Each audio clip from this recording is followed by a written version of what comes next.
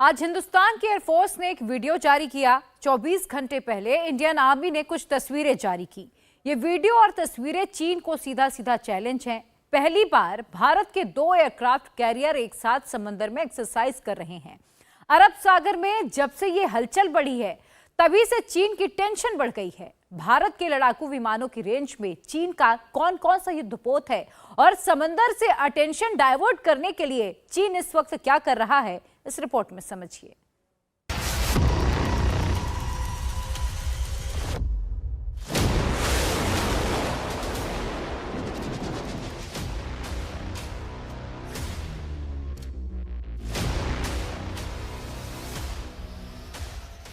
आगे दो aircraft carrier,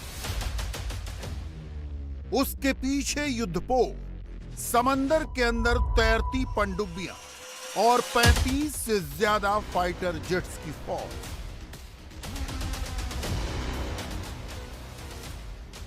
अरब सागर की लहरों में तैरते ये एयरबेस चीन की उस चाल का सबसे बड़ा काउंटर है जिसे उसने इंडियन ओशन रेंज में शुरू किया है।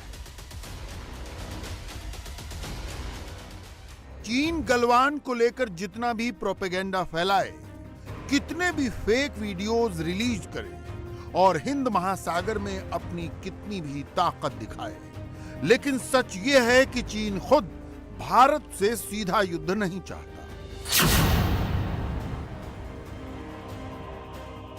और इसीलिए वो जमीन पर भारत को उकसाने की कोशिश करता है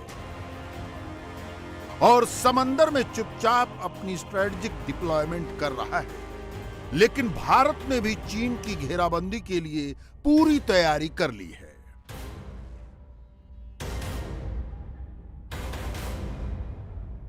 ऐसा पहली बार हुआ है जब भारत ने 2 कैरियर बैटल ग्रुप्स को एक साथ उतार दिया है। एक की कमान आईएनएस विक्रमादित्य के पास तो दूसरे को आईएनएस विक्रांत लीड कर रहा था।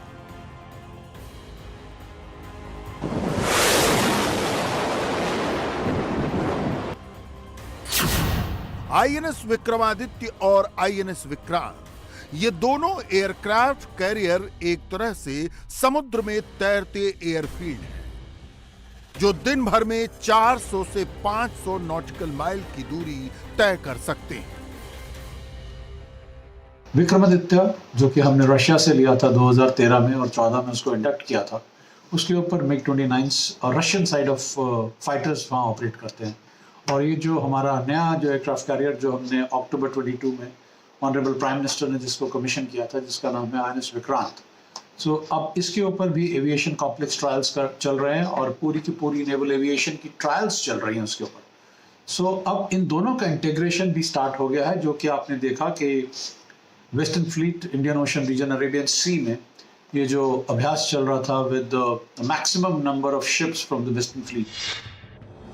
आईएनएस विक्रमादित्य और आईएनएस विक्रांत को एक साथ उतारने का मतलब है समंदर में 2 एयरबेस की तैनाती, जो चीन की किसी भी हरकत पर बिना वक्त गंवाए जवाब दे सकते हैं।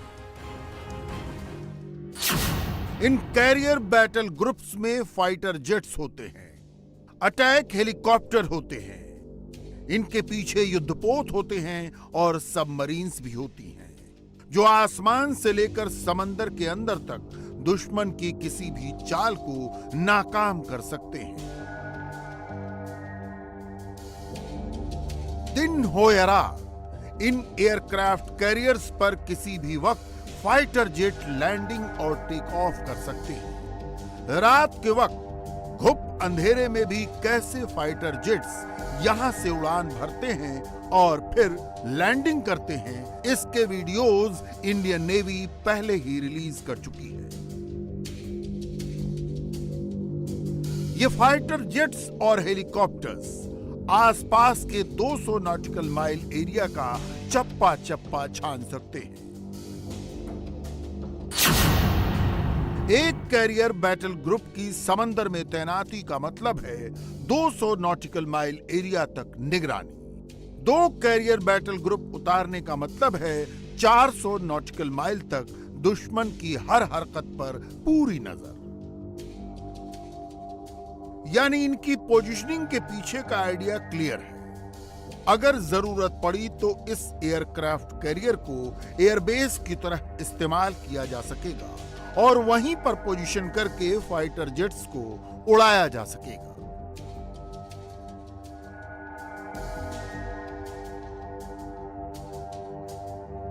आप ये देखिए, ये एक्सरसाइज करने का क्या मतलब है, मतलब इंटीग्रेशन हो रही है, पूरा जायजा लिया जा रहा है कि क्या एफिशिएंसी है और कैसे इनको डिप्लॉय, अगर ज़रूरत पड़े तो कैसे डिप्लॉय करेंगे। और ये मैं आपको बता दूं कि जो एयरक्राफ्ट कैरियर एक है, इसकी इन्फ्लुएंस 200 नॉटिकल माइल्स, मतलब उसके इर्द गिर्द 400 किलोमीटर तक का एरिया उसके पॉजिटिव कंट्रोल में होता है। मतलब कुछ भी एक्टिविटी जो डिजायर्ड नहीं है उसको ये रोक सकते हैं। अगर दो एयरक्राफ्ट कैरियर मूव कर रहे हो तो आप उसका एरिया ऑफ इन्फ्लुएंस देखिए, 400 नॉटिकल माइल्स, मतलब एक का 200 नॉटिकल माइल्स, उसका आप डायमीटर खींचिए 200 नॉटिकल माइल्स का, 200 और अगर आप इसको अनदर 400 माइल्स दूर रखें इस कैरियर से तो उसका 200। So that is the kind of power an aircraft carrier yields. और हमारे देश में अगर अब ये इंटीग्रेशन चल रही है, इसका डायरेक्ट मैसेज है, क्योंकि आप देख रहे हैं इंडियन ओशन रीजन में चाइनीज की पीएलए नेवी के विजिट्स ज़्यादा हो रहे हैं और इनकी प्रेजेंस ज़्यादा रह रही है। Not that Indian navy has ever said कि आप यहाँ ना आए। ये फैक्ट है कि चीन की समुद्री ताकत काफी ज्यादा है। चीन के पास 355 विध्वंसक युद्धपोत हैं और दुनिया की सबसे बड़ी नौसेना है। वो हिंद महासागर क्षेत्र में 7 से 8 जासूसी पोत तैनात रखता है ताकि वो भारत को इस पूरे एरिया में चैलेंज कर सके। लेकिन इंडियन ओशन रेंज में भारत से दो हाथ करना अभी आसान नहीं है, क्योंकि इसके लिए चीन को लॉजिस्टिक प्रॉब्लम्स फेस करनी है। चीन के पास फिलहाल 2 एयरक्राफ्ट कैरियर हैं। तीसरा एयरक्राफ्ट कैरियर जल्द तैयार होने वाला है। चीन का टारगेट 10 कैरियर बैटल ग्रुप तैयार करने का है। वो इंडियन ओशन एरिया में अपना दबदबा कायम रखना चाहता है, लेकिन भारत इसे लेकर सतर्क है। आईएनएस विक्रांत और आईएनएस विक्रमादित्य की एक्सरसाइज इसका सबसे बड़ा सबूत है। चीन के पास भी 2 एयरक्राफ्ट कैरियर अभी हैं, एक उनका ट्रेनिंग वाला है, एक लियोनिंग है, शैंडोंग, and now the third one जो वो बना रहे हैं वो 60 फ्यूजियान। बट उनका अभी फुटप्रिंट कहाँ तक है, कहाँ तक वो निकल गए हैं, कितनी उनकी नेवल एविएशन सक्षम हो गई है, इसके बारे में ज़्यादा कुछ मालूम नहीं है। But yes, the threat is there and that is why we are getting ready and we will always be ready. So Indian navy उस मामले में भारतीय सेनाएं पूरी शिद्दत के साथ पूरी एक्सरसाइजेस करते हैं और रेडीनेस लेवल्स को बरकरार रखते हैं। टॉप मोस्ट लेवल पे उनकी रेडीनेस रहती है और ये आपने देखा। चीन की हमेशा ये कोशिश रहती है कि वो समंदर में चहलकदमी करके अटेंशन डाइवर्ट करने की कोशिश करता है और जमीन पर चुपचाप कोई साजिश रचता है। भारत को उसकी ये चालबाजी अच्छी तरह मालूम है। यही वजह है कि भारत समंदर में भी चीन को सीधा चैलेंज कर रहा है और आसमान में भी चीन को अपनी ताकत का एहसास करवा रहा है। तो नॉर्मल हालात में जब हम एलएसी पर है, वहाँ पर हमारा पोस्चर,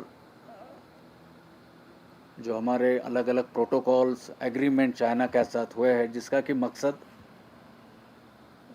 शांति या पीस और ट्रैंक्विलिटी को मेंटेन करना है, उस लिहाज से या उस दिशा में है।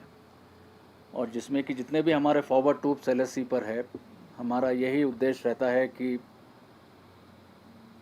वहाँ पर एग्रेसिवनेस ना दिखाई जाए,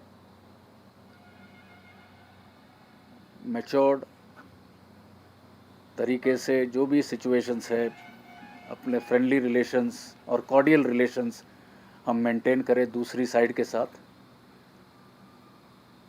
हैविंग सेड दिस, यदि कोई ऐसी हालात होते हैं, यदि कोई ज़रूरत पड़ती है, तो हमने वो भी पूरी तैयारी उसके रखना ज़रूरी है। तो उसके लिए जैसे मैंने पहले बताया, हमारे कॉन्टिजेंसी प्लान्स रेडी है। ये इंडियन एयरफोर्स का वो लेटेस्ट वीडियो है जिसमें एयरफोर्स ने आर्मी के साथ मिलकर सेंट्रल सेक्टर में एक ज्वाइंट एक्सरसाइज की है। युद्ध की सिचुएशन में जिस तरह जवान बैटलफील्ड में उतरते हैं, बिल्कुल उसी तरह से पैरा कमांडो ने इस कॉम्बैट एक्सरसाइज में आसमान से छलांग लगाई। अपाचे हेलीकॉप्टर में कैसे रॉकेट लॉन्चर लगाया जाता है, इसकी फुल रिहर्सल की गई और उसके बाद अपाचे ने उड़ान भरी। इस एक्सरसाइज में fighter jet, LCH helicopter, military aircraft और ड्रोन्स भी एक्शन में नजर आए। लद्दाख और ईस्टर्न सेक्टर में आर्मी को कभी भी ऐसे चैलेंज का सामना करना पड़ सकता है, लेकिन वहां की तैयारी कैसी है, इसका अंदाजा आप लद्दाख में फॉरवर्ड लोकेशन की तैयारी देखकर लगा सकते हैं।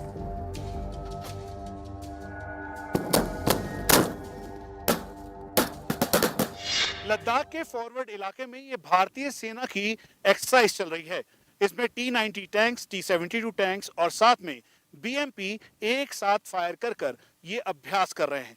इसका मकसद है हाई ऑल्टीट्यूड एरिया में अपने आर्मर्ड रेजिमेंट के इन टैंकों को पूरा चुस्त दुरुस्त करना। तापमान बेहद कम है और इसीलिए अब एक साथ BMP के द्वारा, T-90 टैंक्स के द्वारा फायर कर कर टारगेट को एंगेज करने की ये कार्रवाई की जा रही है। हम आपको ये भी बता दें कि इसका मेन मकसद है जो जवान हैं उनको अभ्यास के दौरान पूरी तैयारी करवाना और साथ में इसी की ट्रेनिंग देना।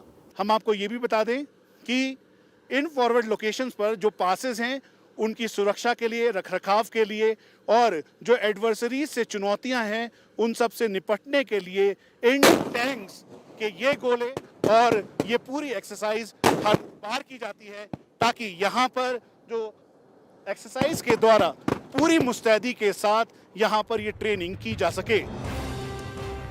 ये फैक्ट है कि गलवान की झड़प के बाद से ही भारत और चीन के बीच तकरार बनी हुई है और गलवान को लेकर चीन कई तरह के प्रोपेगेंडा फैलाता आया है। कई बार यह दावा किया गया कि चीन अंदर तक घुस आया और लद्दाख की फॉरवर्ड लोकेशंस पर जमीन पर कब्जा कर लिया। कांग्रेस ने बार बार कहा, आज फिर कहा, यह कहना कि कोई घुसा हुआ नहीं है, इसने काफी नुकसान किया। लेकिन लद्दाख के फॉरवर्ड लोकेशन पर रहने वाले लोगों का क्या कहना है, यह जानना बेहद जरूरी है। जब 2020 में कुछ हुआ था, आपस में कुछ खींचातानी हुआ था, तो उस समय आया तो था, लेकिन वो अपनी जगह पर है। हम भी उधर उनके सेना की मदद के लिए हम पहुंचे हैं, हमने अपने आंखों से देखा है। ये तो मेरे ख्याल में कुछ बीच वाले आदमी ऐसे बोलता है कि इसमें घुस गया है, आ गया है, चीन वालों ने ले गया, ऐसा बिल्कुल नहीं है।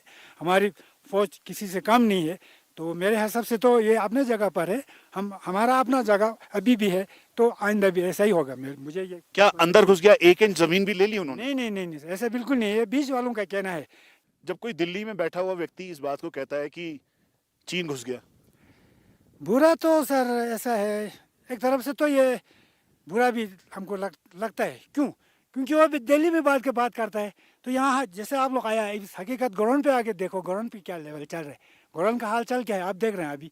तो इससे पहले हुआ था, लेकिन ये तो हम तो को बहुत बुरा लगता है, ऐसे बीच में ये तिकड़म करता है तो हमें बहुत बुरा लगता है। क्योंकि 1 इंच तक भी नहीं किया, तो ऐसे बीच में प्रोपेगेंडा बनाना तो हमको तो ठीक नहीं लगता है। ईस्टर्न लद्दाख की एडवांस लोकेशन पर आर्मर्ड रेजिमेंट, आर्टिलरी रेजिमेंट और मैकेनाइज्ड इन्फेंट्री मिलकर जो फुल प्रूफ सुरक्षा घेरा तैयार कर रही हैं, इसके लिए वहां पर आर्मी की तैयारी कैसी रहती है, इसका अंदाजा वहां की डिप्लॉयमेंट को देखकर लगाया जा सकता है। इंडिया टीवी आपको दिखा रहा है लद्दाख की फॉरवर्ड लोकेशन से भारतीय सेना के इन रणवीरों का ये शौर्य। जहां एक तरफ चुनौती चीन है, तो वहीं दूसरी तरफ मौसम -15 डिग्री टेम्परेचर है, नदियां जम गई हैं और अलग अलग जगहों पर पानी काफी ज्यादा है। उससे निकलते हुए इस समय T-90 बीच में टैंक हैं, बीएमपीज हैं और ये वो चुनौतियां हैं जिसको पार करते हुए भारतीय सेना पूरे दमखम के साथ इस समय सरहद के इस इलाके में डटी हुई है। अब हमारे सामने वो रिवराइन एरिया है, पानी है, जहां से निकलना एक बड़ी चुनौती है। 5 मीटर यानी करीबन 18 फीट तक ये आसानी से किसी भी रिवराइन इलाका यानी पानी के अंदर तैर सकता है। इसीलिए एक तरफ जहां T-90 टैंक्स हैं तो वहीं दूसरी तरफ बीएमपी है। बीएमपी को इन्फेंट्री कॉम्बैट व्हीकल भी कहा जाता है। इंडिया टीवी इस समय लद्दाख के फॉरवर्ड लोकेशन से आपको यही ग्राउंड रिपोर्ट दिखा रहा है जिसमें देश के ये वीर हर चुनौती का सामना कर रहे हैं। इंडिया टीवी हर वक्त हर जगह डाउनलोड करने के लिए सर्च करें India TV news Google play store या ऐप स्टोर पर।